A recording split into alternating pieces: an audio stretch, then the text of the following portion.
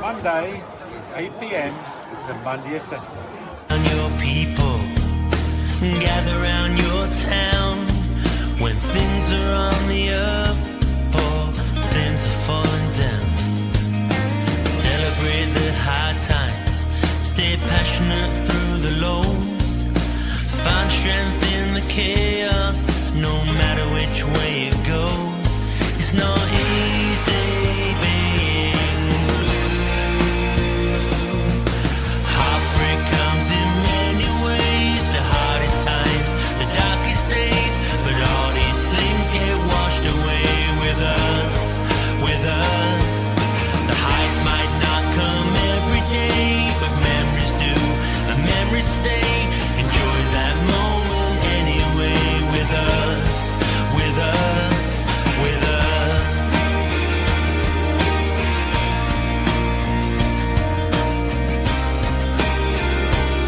It's not easy being blue.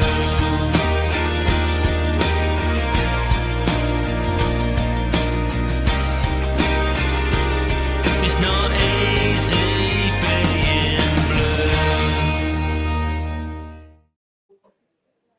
Good evening, ladies and gentlemen, and welcome to the Monday assessment brought to you by The View from the Medway Fancast. In a week where the England cricket team lasted 2 days in Australia before being humiliated in front of the Aussie public, the Gills took to the pitch at 12:30 on Saturday for another game with the Sky cameras watching as we drew 1-1 with Barnet. Is it a crisis? Is it a blip? Or is there nothing to worry about? Myself and the panel will go through the game in detail and we will see what we all think of the game. Tonight, I am joined by Rob, Dave from the Gillingham Supporters Club, and former player and manager Steve Lovell. How are we doing, guys? Very well, thank you. Yeah, thanks. Yeah, great day, thanks. Good. Before we start the show, start with you, Steve. For any of the Gills fans out there that don't know what you've been up to since you left the club, did you want to give everyone a little overview of what you've been up to and what you're doing now? Yeah, when I left the club the last time, I went on to Ebbsfleet and became director of football up at Ebbsfleet for a while, and then went into the non-league game, managing in the non-league with Ramsgate and Herne Bay. And since February, I've been out of the game, and it's the first time in many years that I think come this Christmas I will not be involved in football. So I've talked to my wife earlier on, and we were saying how it's going to be strange not going to a game and being involved in a game over the Christmas period.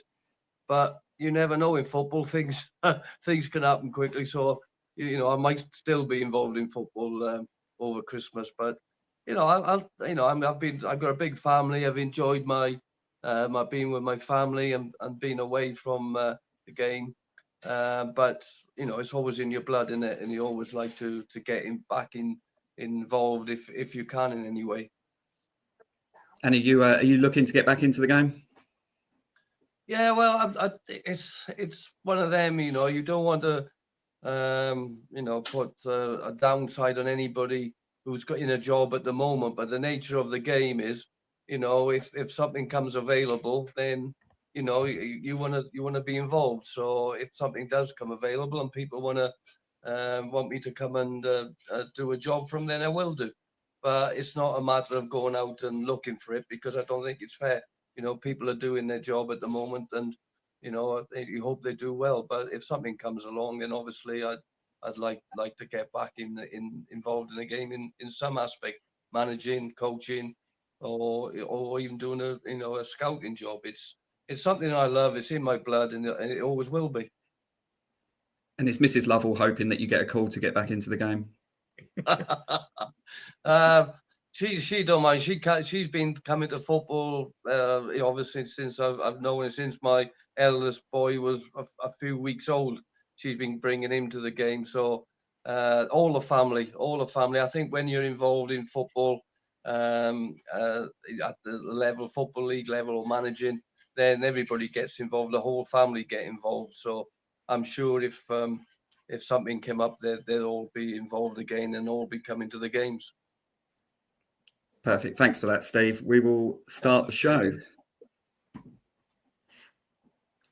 So, new segment, guess the player. Obviously, panel, make sure you stay quiet. You're not allowed to answer until the end. So, which former Gills player has played for these clubs? Northampton Town, obviously Gillingham, Crystal Palace, and Stevenage. Obviously, for those watching, if you want to send in your answers, we can look at those throughout the show and towards the end, and we'll see how many of the panel can guess the player. So we start, as always, with the Views news. We're doing something a little bit different tonight because we've got Steve on the show. So we're gonna look at the youth side of the Gills and obviously get Steve's take on how important it was at his time at the club and how important it is in general for lower league clubs to have a really good youth system. So a man that some people may know, some people might not know, Brian Ball is key with the youth system at the club. And I'll start with you, Dave.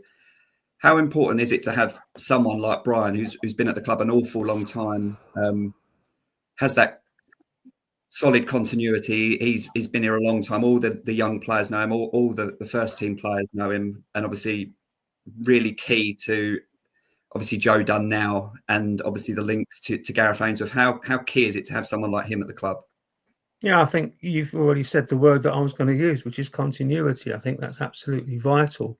I mean, the whole idea of having players coming all the way through from a very young age right through and hopefully breaking into the first team, like obviously we all know Sam Gale and Joe Bodie, and more recently other players that are starting to shine now. Cruz Besant, etc.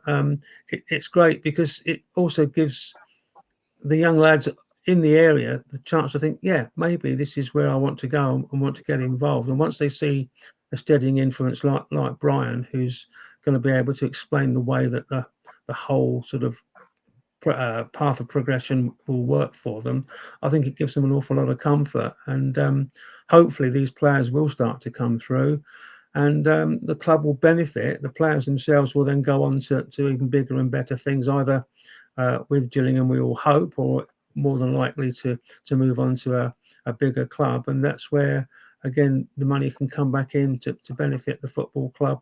And maybe, hopefully, some of that will go back into the youth side and help Brian to make it even better for us. That's the way I feel about it. Thank you, Dave. And Steve, at your time at the club, how much interaction did you have with Brian, and how key is he to the development of the young players at the club? Yeah, well, as Dave said, he's been at the club a long time, and they have a really good academy down there, and for all the youngsters all the way up. And it is important for clubs in League Two and even League One to have a good system so that you can bring the players through. And I think over the years, Brian has done a great job, and is loads of players that have come through and played in the first team. But the important thing for me is getting into the first team and then, sustaining that and having a number of games and then going on and doing things perhaps at a better club. And it is. So I had 6 years working. I'm lucky enough to work in the academy at Charlton. With Steve Avery and Paul Hart, and we produced players that during that time like Joe Gomez and Esri Konza and alike, and we worked with them players, and it's they had a great academy there that produced the players, and they made millions of pounds out of producing that. But then the money has got to go into it to start with, to make the academy a great place for kids to come and to enjoy their football. But Gillingham are sort of down in this area of Kent, and they have done a really, really good job in sustaining that academy level. And Mark Patterson as well, who was my assistant and when I was manager, is back at the club and working with the academy as well.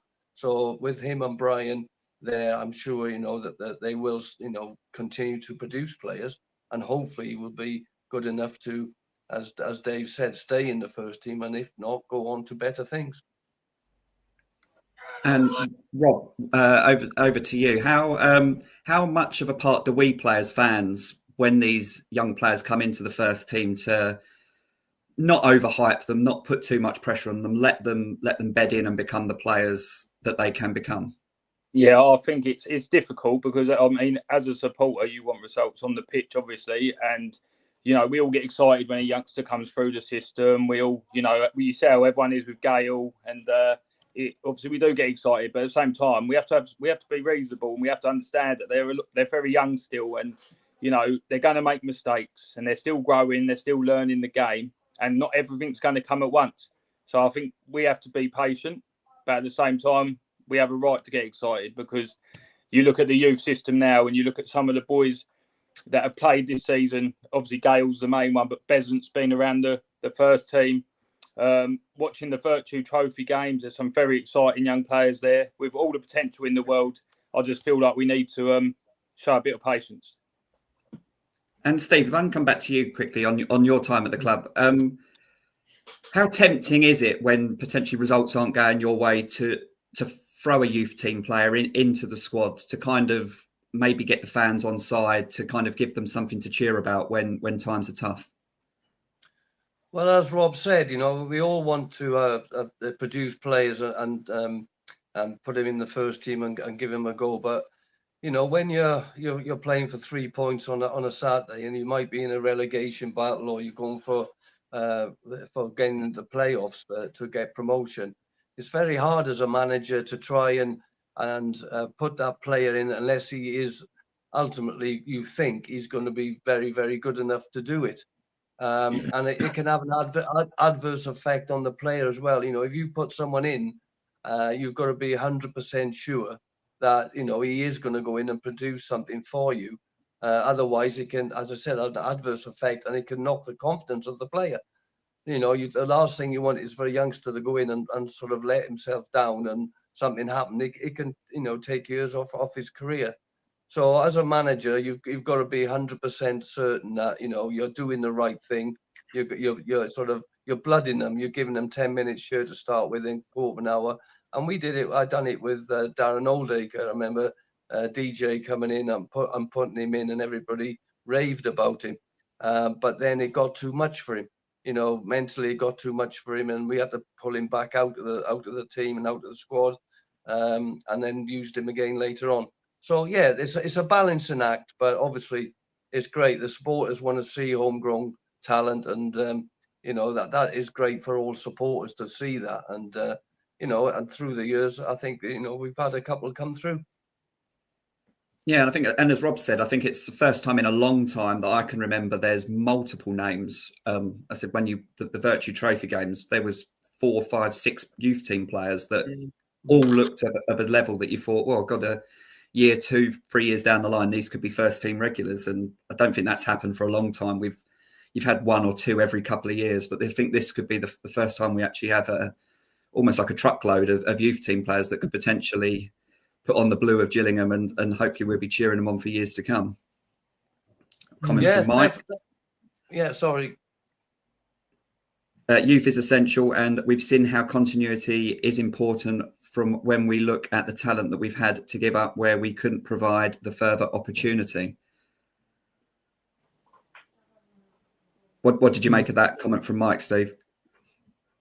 Yeah, well, it's right. That the continuity is there. But like I said, it's got better and better over the years. And as you said, Dave, over the years we've had 1 or 2 coming through, but now the numbers now are starting to build up. So, and that's the most important thing. You've got to have patience. You've got to have patience with these players. And what you don't want to do is, and it's a hard job for Brian and that too, players get released every year because they don't feel that they're up to the standard, that perhaps they're better going somewhere else. And that's another part of the game. You've got to take it's a gamble really to think, well, he's not quite made it, and off you go. And there's a number of players at Charlton that we let go and have come back and have made Alfie Doherty at Luton, and when he was at Charlton, Paul Hart let him go. He was too small. In the end, he ends up playing at Luton in the Premier League and being one of the best left wingers in the league. So, you do make mistakes, but you can't legislate for people's physicality and the way that they grow up. If they've got the talent, then great. But, sometimes you've got to have the physicality as well. And at a young age, they don't have that. But it does come on. It does come on as you grow into your late teens and into your 20s. A little bit of love for you there, Steve. We move on to the next point. Formations. Is it important to be flexible? I personally think all of us have that football manager inside of us, whether it's playing the game, watching the game, loving the game. We all think we know best. So I'll start with you, Dave, on this. What have you noticed over recent weeks? We do seem to be tinkering with a back five, a back three, a back four, two up front, one up front. Is it a bit of desperation? Is it injuries? Is it that Gareth just at the moment through the form he just can't find his fixed 11 that he wants to go with? I mean, you're dead right. I think we all are the greatest football managers in the world. I mean, I went down to the game on Saturday thinking to myself, he's going to be playing McCleary and Palmer Holden as a front two, and I was completely wrong. It was basically Palmer Holden on his own. But from what I understand, talking to people that know Gareth from way back, really, he is the sort of manager that tends to change his side on quite a regular basis, depending on the side that his team's going to be playing against. Now, is that the right thing? It's an open question in a way. I often wonder to myself, is it better to have a set side and a set formation where players know what they're doing? But then when you hear Gareth, he's absolutely adamant that he wants his players to understand the different formations and therefore the different roles that they play. It's a very difficult one to answer. I do feel that if you can get square pegs in square holes and round pegs in round holes and change it during a game, I think it can make it an advantage, because the other side then has got to think about how they can overcome what you're trying to do. If you're playing the whole game in exactly the same way, week in, week out, everyone knows what you're doing. So in many ways, I think it is the right thing to do. So I think at the end of the day, thinking about it, yeah, probably it's better to be adaptable, but you've still got to have the right players that can do that. If you've got players that aren't really comfortable with switching roles, I think it could end up in a bit of a disaster, really. And Rob, I'll come to you next. So there's a game on Sky at the moment. I hope no one's watching it. But obviously Manchester United have got a manager who's very fixated on a set formation. Do you think, as a fan, would you like to just turn up knowing the formation, knowing the players that are going to be in it? Or do you like the mystery of turning up and not knowing what you're going to see formation and player-wise?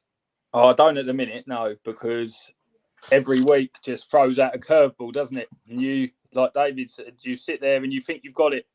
And then a player just ends up playing somewhere completely out of the blue, like Kumbeni the other week, playing left wing. Who would have seen that coming? For me, I think it's a balance. I think you've got to get the best out of your team first and foremost. So you've got to play them in their best positions, in roles where you're going to get the best out of them. But I also see the side where if another team set up in a way where that might not work, or they might end up getting a bit of joy, you've got to be able to be adaptable. I'd like to suggest that we, like 90% of the time, it's the same formation. The players understand what they're doing. They're in roles they're comfortable with. And then every now and then when you really need to, make that little slight adjustment just, for the odd game here and there. I think that's the route I'd go down personally. Perfect. And Steve, I think you picked a good show to come on to, because you can actually answer this for being a player and being a manager when it comes to formations.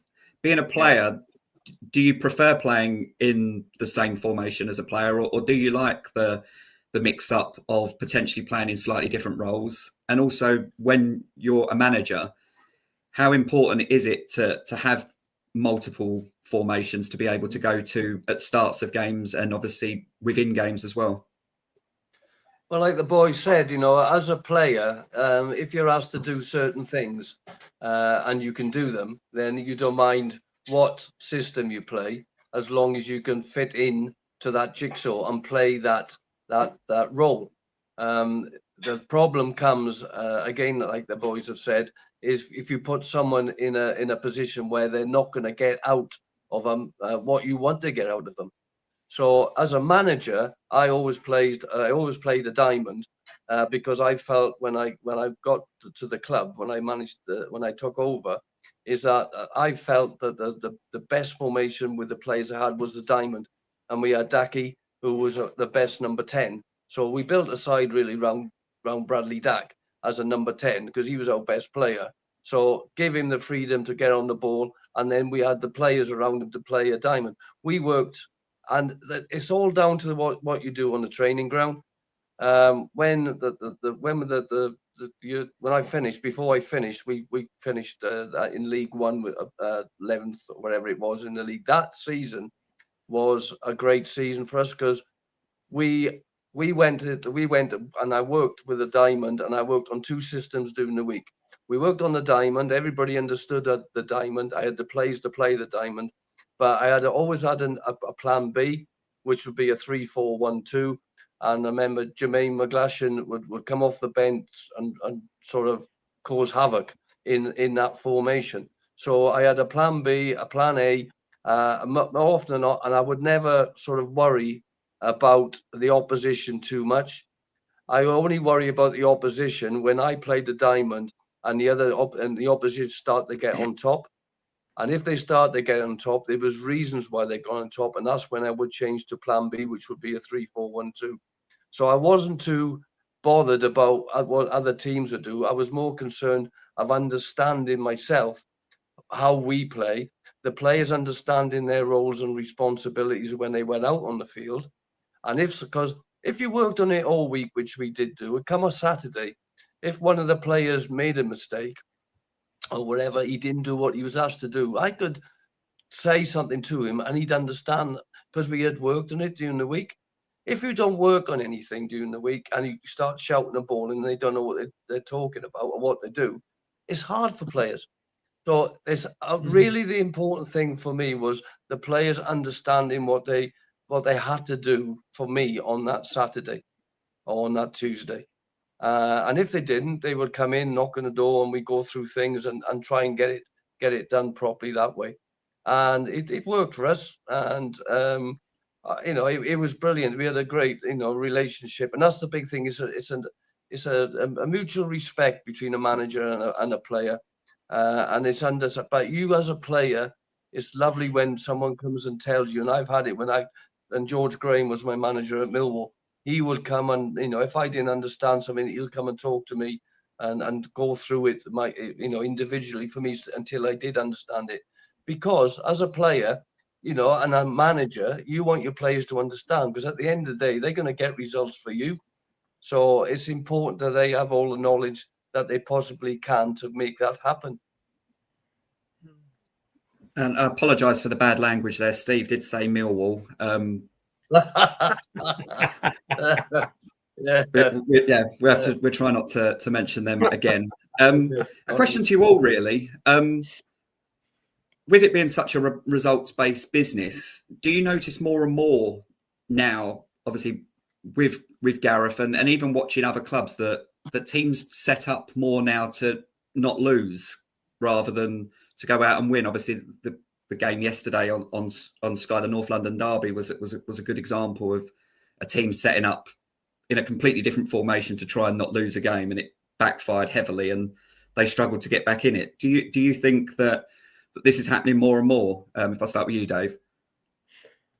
I think it probably is, where you obviously got a side that is not quite up to it. That they will come and park the proverbial bus, and it's down to the other side to then break them down. I think that does happen an awful lot more, because let's face it, if you can go away, particularly away from home, and get a point, then that's often seen as a victory these days. And I think that's important, that you have the players from the other side that can break it down.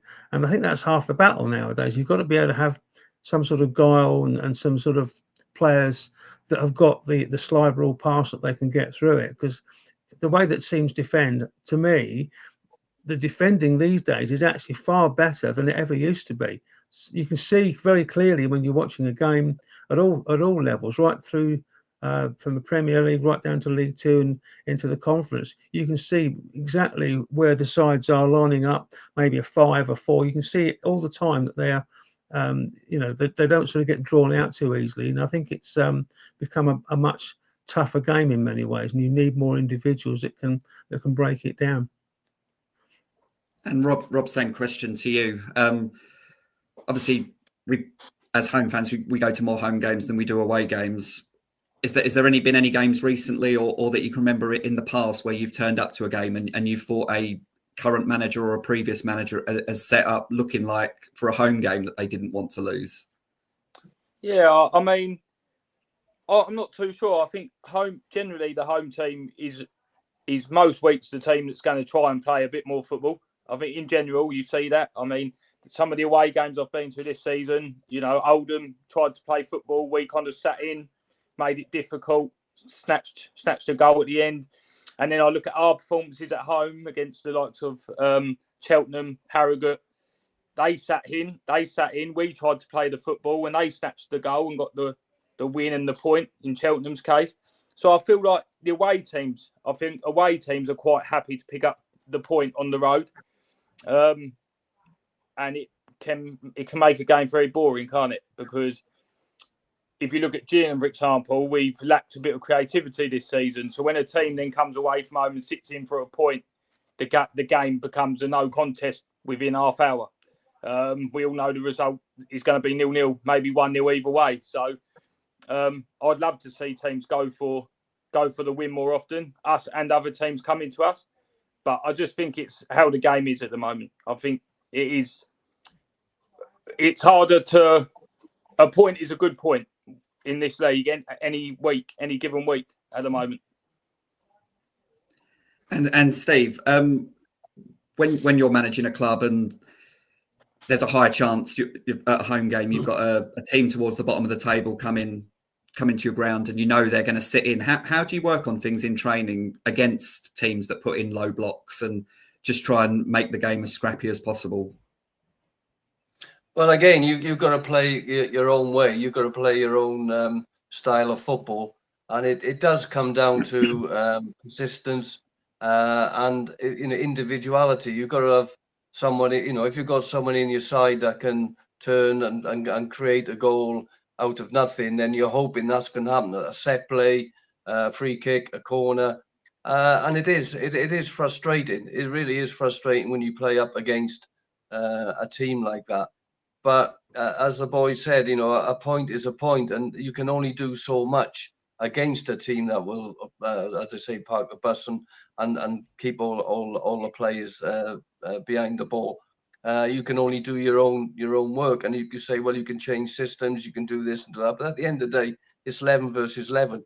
You've got 10 outfield players against your 10 outfield players, and if they're really structured and really worked hard on their defensive duty to keep you out, then at times you've got to put your hand up and say, well, they defended well, we couldn't break them down. That's just the way it is. I don't know if you saw the Newcastle Man City game the weekend. Newcastle sat behind the ball and let Man City have it, but when they won it, they went and they counter-attacked, and that is the difference. You can sit behind the ball and try and get a point out of it, but there's a method in it that you're going to win the ball, turn it over and do a counter attack, because you've got players in your side with pace who can get at the opposition. And even against Man City, Newcastle caused them so many problems because of that. So there is a way, yes, of going and perhaps we're going to defensively be good, but how then are we going to create something? You can sit there and try and get a point, and right, this is what we're going to do. We're going to go there and we're going to sit behind the ball and get a point. What happens in the first minute if they score? Now you've got to change all your tactics again. You can't sit that back. Now you've got to go and try and win the game. So a lot of managers will go, right, this is where it's going to start. But if it changes, we'll go to this. So this is where the subs come into it, and systems come into it, and players coming off the bench to make things happen. But in the lower leagues, we haven't got the numbers that the bigger boys have. So there is a structure where you've got to stay right. We're going to sit behind the ball and stop them from getting it. But when we get it, this is how we're going to get out and try and create an opportunity. And mainly it could be through a corner, or these days a long throw. Perfect. We will now move on to Saturday's game and discuss the lineups. So Gills had Jake Turner in goal. We lined up with a back four of Romeo Hutton, Sam Gow, Robbie McKenzie and Max Clark. We had a holding two of Ethan Coleman and Johnny Williams, with Gareth McCleary, Bradley Dack and Aaron Rowe supporting Seb Palmer-Holden.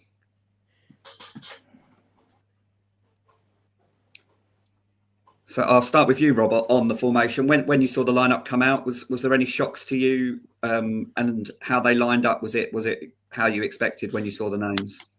I was surprised to see a back four. I'm not used to seeing one of them these days. Back five is usually the way we go, so that was a bit of a shock. Aaron Rowe being in the starting lineup shocked me.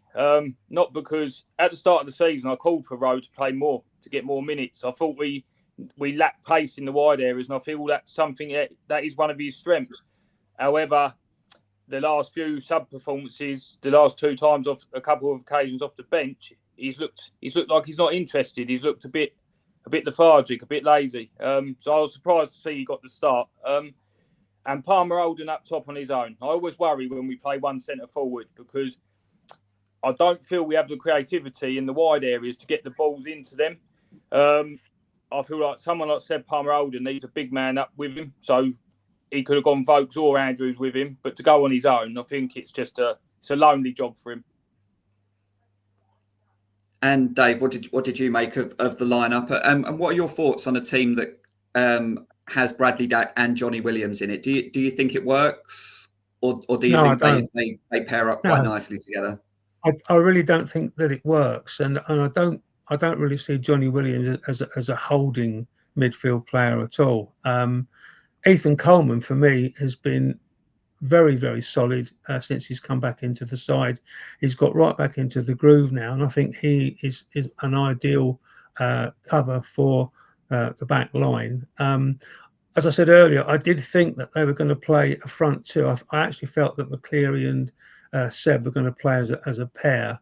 And that didn't happen. And I just feel that the one up front, for me, it just doesn't seem to work very well. They always seem to me that it's a very disjointed attack, that there's gaps between the players. They quite often the ball would sort of fall between one and the other, and no one's picking it up. They're not working as a pair, because that's not how they're set up. And I just don't feel that it really works in the way that I would like. Aaron Rowe, Rob, I don't disagree with you. I just don't see him at the moment. He came in with an awful lot of hype about his sheer pace, but we never see it. I'd love to see Lenny Serino given a chance out wide on the left, because when he played earlier in the season, we had some searing pace, and to me, we just lack that pace in the side, to be honest. A little bit disappointed in the way that we set up going forward. Happy enough at the back. Rob McKenzie, very experienced. Thought he had a pretty decent game as well. And the back line looked generally solid. And of course, we did change it later in the game, didn't we, with Akamea coming on. And Steve, what were your thoughts on the lineup? I don't know how much you've seen of the Gills this year, but what did you make of the lineup? What did you make of the when you saw the lineup and you actually saw the wide players being played out wide with one up front? Is that what you would have done with these players? It's like Dave says. I've never liked one up front anyway. I never played with one up front. I think, you know, even when you play a 4-3-3, people think, right, you're playing with 3 up front, but you're not. You've got 1 centre forward, and unless you've got the 2 wide men who are they know about centre forward play, they always will tend to stay wide. So when the ball goes up to the tall centre forward or the big centre forward as a number 9, he's isolated. It happened against Crawley the week before as well. I saw that game, exactly the same thing. Unless I always like to have a partnership up front. If I play a 3-4-1-2 or a diamond, you've always got a chance. You've always got someone to help you out when one of your centre forwards is going for the ball. There's always someone around the centre forward. But I found Saturday it was very, very, very isolated, and there seemed to be no cohesion with the front 3 and Daki in behind, where Daki was trying to get on the ball and do his little bits, which he does anyway. He's very clever. But I felt that there was no cohesion there was no spark, I don't think. And only a couple of things happened in the game where perhaps Gillingham could have got a goal. And it took a free kick, a good free kick for it to happen. But the rest of it was very, very bitty, and it didn't look as if they had the nous really to break Barnet down. And we will now move into the game itself. So, Rob, I'll start with you. It's getting very hard to talk about these games at times, because especially for me, the first half was, it was almost like a non-event. I felt like we just were not at the races. I thought we were slightly better second half, and as Steve said, it took a superb free kick from Bradley Dack to equalise. Another talking point from the game was the officiating of the game. We had a bad one the other week, but this one, it was hard to work out if he was bad just for us or bad for both, because some of the decisions were so inconsistent. He was playing an advantage 1 minute, and then the next minute there was an advantage on and he would blow up, and it was a little bit all over the place. But if I'll start with you with the overview of the game, your thoughts on the officiating, and also your thoughts on the Barnet goal, and whether you thought there was a foul in the build up to the goal. Yeah, I'll start with the officiating. Let's get it out of the way, because every week we have a conversation about officiating at this level, and it doesn't get any better, does it? I mean, I'm not sure the man knew what an advantage was. Like you said, it. Sometimes he was blowing, sometimes he was letting it go, sometimes he wasn't pulling it back afterwards, sometimes he was. I'm not sure he really knew what he was doing. I feel first half we just didn't start, did we? We just didn't get going. The first half, I mean, they looked really good, but I think we made them look really good. They seemed to have more energy. They seemed to their front 2 or 3. They were running the channels.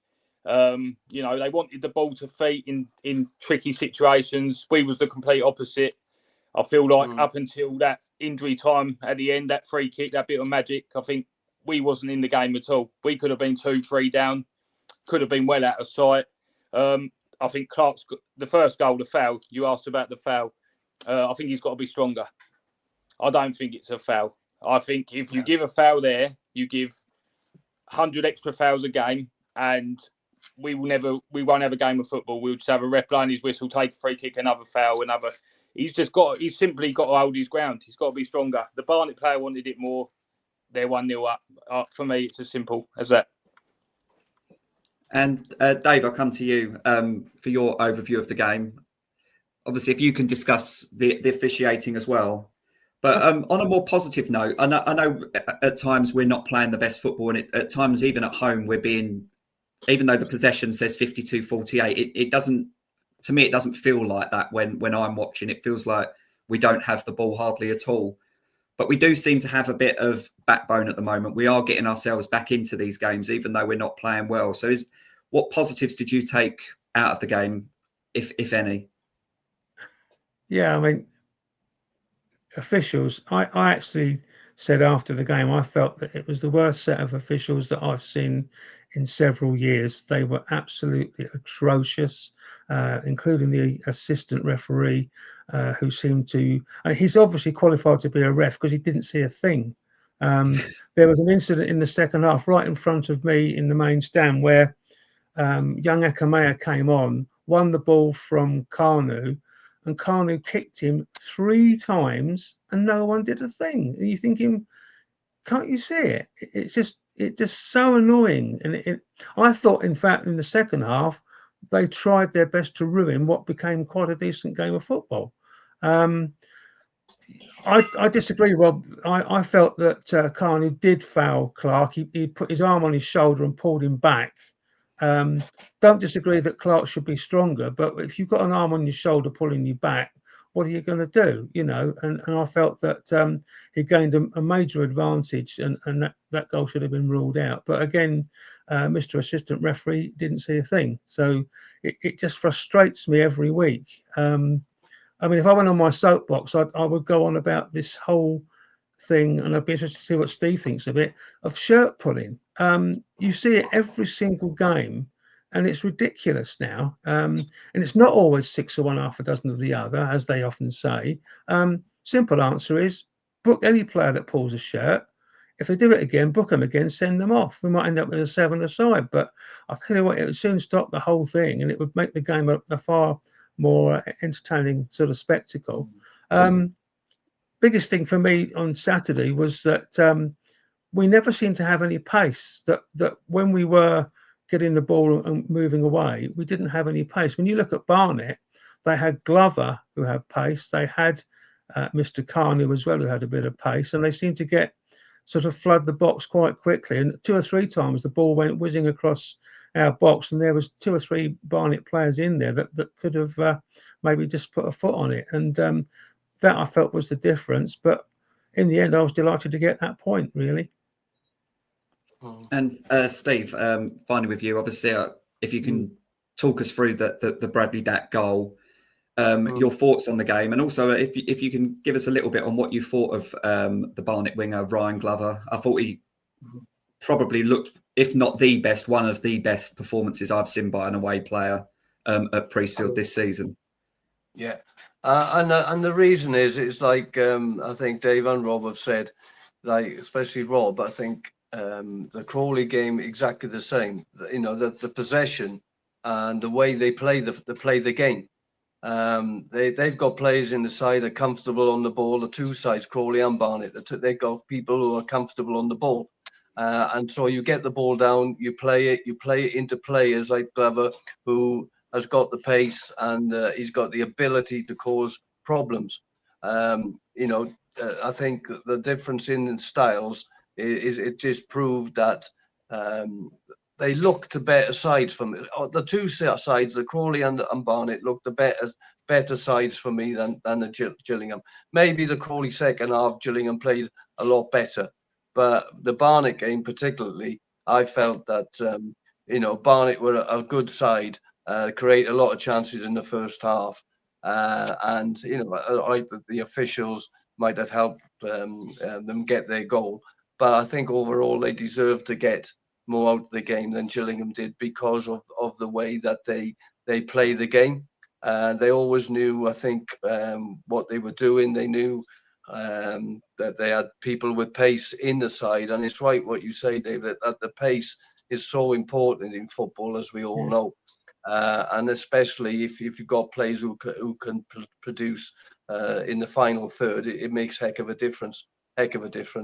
So I think, you know, it's, and Gareth as you know, I've listened to his interview after the game, and he knows that, you know, that they're not firing all cylinders at the moment, but you know, he's going in the right direction. He's trying to pick up points when he can. But I'd be interested to see what happens in January and whether if they can get another a forward in, because you know that's the problem. I think the strike power is not there. I think, and most teams that you play against in League Two have got someone who can stick the ball in the back of the net, and we haven't. If it's not Dacky scoring at the moment, no one else is getting a goal. I'd say, Steve, another question regarding when an official is having one, and you're the manager on the touchline. Yeah. What's it like as a manager when there is a ref just having one? How do you keep your calm? How easy is it to accept? You having one. You can't. I got sent off twice at Herne Bay in one game by the referee last year, so I can't say anything. How's that even possible? No, I know it's not possible, but it was. It happened. I won't go into that though. No, it is frustrating. It's very frustrating, and again, you've worked all week, and the players have worked hard, tirelessly to get something out of the game. And I can, you can put your hands up, and the referees make slight mistakes, but when it's so obvious and it's to everyone, and there's 5,000 or 6,000 people in the stadium can see what's happened and they can't. That is a frustrating thing for me, and it does frustrate supporters, players, everybody. It's well, you can go on and talk all night about officials, but it's a tough job. Funny enough, I was talking to one this afternoon who referees, and we have a laugh and a joke about it, and he's the same. It's hard. It's getting harder for refs as well. They're under so much pressure to produce and not make mistakes, and with the telly the way it is now and VAR, it's getting beyond a joke. It's gone from the days where you could have a laugh and a joke with a referee as a player. You can talk to them, but now it's beyond that. Now with the football, it's a big business, and everybody's sort of onto them all the time, and it's tough for them. But they're out there. They can't make the mistakes that they're making. Thank you very much. And we'll move on to the player of the match. It's on one page this week because, as you can see, it's a clean sweep. So the question to you all, and I'll start with you, Rob, is Dak back to his best? The best he can be now. I mean, what was his best? The first time he was at Gills, I was a lot younger then. I enjoyed Dak back then in them days. I feel like the start of when he first came back, he wasn't fully fit, was he? And I feel like we all expected miracles, and it was never going to happen that way. I think it's the best run of form we've seen of him since he's been back in a Gills shirt. I think that is the nicest way to say it. I think he is capable of producing moments of brilliance in a game. Like when a game is tight or it's not going our way, he is that one player you think he might come up with something. And I don't think there's anyone else in that squad. They all work very hard, and that's great. But he is the one that you think we need him to produce something, and he is capable of doing that. He's man of the match easily for me Saturday. His reading of the game, the way he dictates our play, the understanding of the game defensively as well. Knowing that ball he needed to get back on the line to get that off. Everyone else was stood still. He was back on the line. I just think everything. I think Saturday was his best game for a long time. And Dave, same question to you. And is it the point now where he is the first name on the team sheet if fit? I would think he is. Yeah. Is he back to his best? Well, if he was back to his best, he'd be in the Premier League, wouldn't he? But obviously, we know what happened there. It's quite sad for him in that way that I think he was destined to go to the very top. And both, knee injuries, obviously, it's a real shame. But his attitude to me now, he's so focused and he cares so much about Gillingham. You can see that all the way through now. He takes a lot of time talking to kids as well. I've seen it before the game. He'll pop over and have a chat with young kids, all sort of starry-eyed about it. And also during the game, you can see that a lot of the younger players, they fully look up to the guy because, let's face it, he's been there, done it, worn the proverbial T-shirt. So you can't argue with the man, can you, in that way? And as Rob said, goal line clearance, it's about the third one he's done this season already. Which only a little thing, but if he hadn't have done that, maybe 2 or 3 points would have gone by the way. And 5 goals this season from midfield. That's pretty damn good, isn't it? Really, there's not many players that are going to get into double figures, and I wouldn't mind betting that Daki will end up 10 or 12 this season. So I'd make him definitely first choice, and he's living up to the role of being a captain, and he quite deserves to be there. Get Armani Little alongside him as well. I think that would be a major plus, because again, digression slightly, but Armani, to me, he sits in front of us when he's been sort of out of the side, and he kicks and heads every single ball. So get them two together, it's going to be a major plus for us. Yeah. And Steve, as you mentioned at the top of the show, obviously you were lucky enough to manage Daki when he had his first spell at the club. Obviously, I don't think we're ever going to get that Bradley Dack back, but from what you've seen recently, is he getting back to the best that he can be now? Yeah, I think so. I can't speak highly enough about Daki. He is a true professional. He trains the way he plays. He gives everything. He always have done. It's a shame about his injuries and that when he went up to the higher leagues, but he's got so much talent. He's one of the best players I've ever worked with, for his attitude and for the way that his knowledge of the game and the way he plays the game. The goal against Crawley just before half time, only he would have scored a goal like that. Got Gills going. The game, the free kick on Saturday, a tremendous free kick. And if you saw his reaction, which you did, see his reaction after he scored it, what it meant to him. He ran to the Rainham end, and in his face you could see he was, elated. He was so happy to score that goal.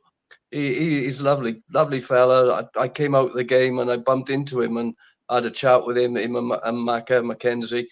And he just loves the game. He was gutted that they didn't get the 3 points, and but he loves his football.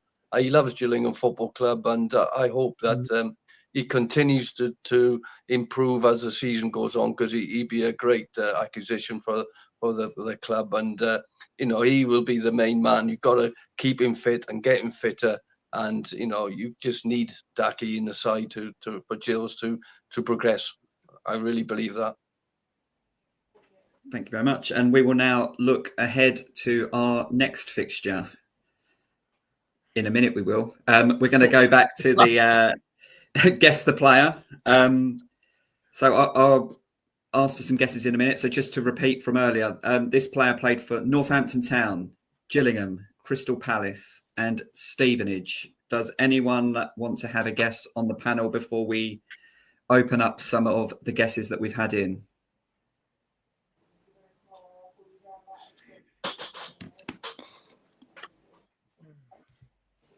Nope. Can't think of that one. No. If we had any guesses come in on the live stream. Is it in that order?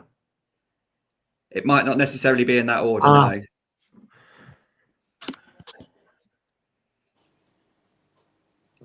It's Elliot List. I was going to say, I was going to say, Listy, I didn't know he'd been to Northampton. Yeah, exactly the same. I felt the same. Did he play for Northampton? Must have done. I didn't. He must have been as a kid, was it? Don't know. No, he was Palace as a kid. Then he went to Gillingham, came to Gillingham. Then he went to Stevenage. So he must have played Northampton recent. Yeah, I must be there because what do you call it? Eves is there, isn't he? Tom's there as well. Northampton. Yeah, he is. Yeah. Flip it, there you go, Listy, eh? What a player he was as well. A bit of pace there. God, honest, unbelievable. He was brilliant, absolutely brilliant. He just got a few injuries. Again, he was he scored the goal in I think in the cup against Cardiff when we beat Cardiff at pre-season. Yeah. We went on to play Swansea in the next round. Oh, yeah. Oh, bloody hell. Oh, well. Are you surprised, Steve, that he never got above League One level? Did you think you could see him playing higher? Yeah. I could. It was just he had so much pace. He had so much ability. It was just that he did have these niggly injuries that cost him. And when he went to Stevenage, he was starting to play really well and had another injury. It's just bad luck. It's just the bad luck. But he certainly was another great character, great professional, worked hard, and he was a pleasure to work with, really. But just injuries get in the way, and it's a shame when you see young lads like this that it happens to. It does stop their progression, which was a shame. Mm. And we will now move on to the next game, which is an away trip to Shrewsbury Town. So last 5 for Shrewsbury is 1 drawn, lost, 1 lost, and we have gone lost, 1 drawn, drawn. I'll start with you, Dave, on this one. So at the start of the show, I mentioned, is it a blip? How important is Saturday's game to get back into winning ways and to try and get a real run of form going? I think we've won 1 game in 11, but we are 3 unbeaten. So how important is it to get another win on the board? It is relatively important. I think the first and most important thing is the situation of not losing, really. Okay, a draw away from home, we were saying earlier, is often looked on these days as a sort of win in many ways, but we need to get that winning habit back. Shrewsbury, they have a funny side at the moment. They've got a little bit of form in the last few weeks here and there, picking up a few points. So, but I would think that if we are going to do anything this season, then that's the sort of game we've got to look at and go out and win. So I would like to think that we can start doing that and get a bit of belief in the side. So yeah, let's hope that we do that. And Steve, what do you think the Gills should be expecting? And I'm sure Gareth will get a very warm welcome when he returns on Saturday. Yeah, I don't think so from him. No, I think the main thing is, you talk about results, and I think what it is more a performance. I think, that you got to get the performance right. If you get the performance right, the results will come. It's when that you're not performing on a level that you know that you should be, then you're always going to struggle.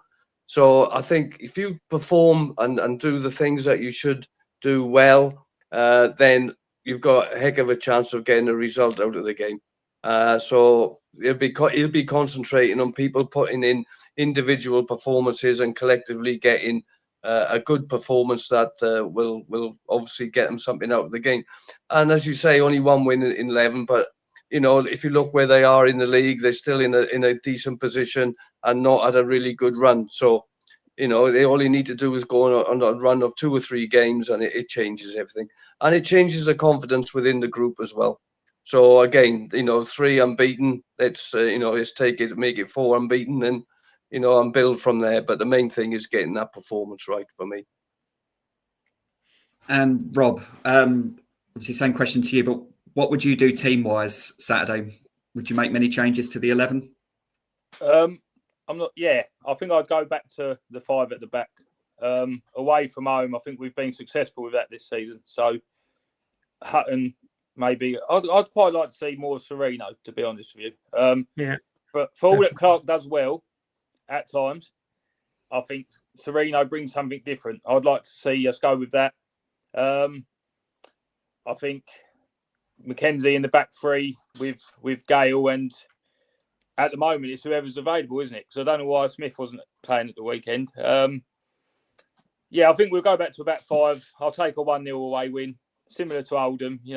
Any means necessary, because I think the week after Colchester away is an even harder game. So I think you've got to get something out of at least one of them, and I think Shrewsbury would be the one out of the 2 you'd look at. And Steve, one quick question before we say our goodbyes. When clubs are on a run like this, as a manager, how important is it to remain calm and stick to what you know when you're in a sticky spell? Well, that's the thing. You've got to stick to a system that you believe in yourself. And then when you're mixing the systems around, it's very difficult to know what is right, because you're not getting results with any of them. So it's having a clear mind, making sure that the players understand what you want out of them, their roles and responsibilities, and the main thing is keeping the confidence up, keeping it on top of the boys and making sure that they're in a good mental state to do what they have to do, especially with the big game coming now on Saturday. Thank you very much. So we will now do a shout out, which I didn't do at the top of the show, so I do apologise, to our partners, Gillingham FC Supporters Club, Her Game 2 and the Sports Social Podcast Network, and to our sponsors, Wicked Creative and Snodhurst Used Cars and Service Station. We are on most socials. If you're not already, please join our Facebook group, which is The View from the Medway. On Twitter or X, we are The View from the Medway Fancast or at TVFTM. And we're also on YouTube at The View from the Medway Fancast. So before we say goodbyes, is there anything that anyone wants to say before we leave the show? Can we just, as a striker yourself, Steve, what do you make of our goalkeeper situation? When you look at our goalkeeping choices, you'd fancy that as a striker, wouldn't you? What's your opinion on the options? I think Glenn is a really, really good keeper. I had the pleasure of working with him when we used to call him the Cat. He was brilliant, absolutely brilliant. And I think he's still doing well at the ripe old age of 41. I think what's his name? Jake, is it Jake Turner? Jake is it? I think against Crawley, he was exceptional. He was brilliant. Didn't have a lot to do on Saturday, but I think that they're two very good keepers. And you've got obviously the young Tate, who I had down at Herne Bay with me for a while, and another good young goalkeeper coming through. So I think the goalkeeping situation is fine. I don't think that's a problem at all. I haven't seen enough of them, Rob, to pass any judgment. But I know Glenn, and I know how he does well, and Jake has done well when I've seen him play. So as far as that's concerned, I think that's not bad at all. Perfect. Thanks very much. That's okay, Rob. And if no one's got anything else, we will be back next week, same time, 8 p.m, to go over the Shrewsbury game. So please make sure you are watching and join the panel that week to look over the game. So thank you to everyone that's been on today. Thank you, Rob. Thank you, Steve. Thank you, Dave. I've been David. We've been The View from the Medway Fancast, and up the Gills. Up the Gills. The View from the Medway.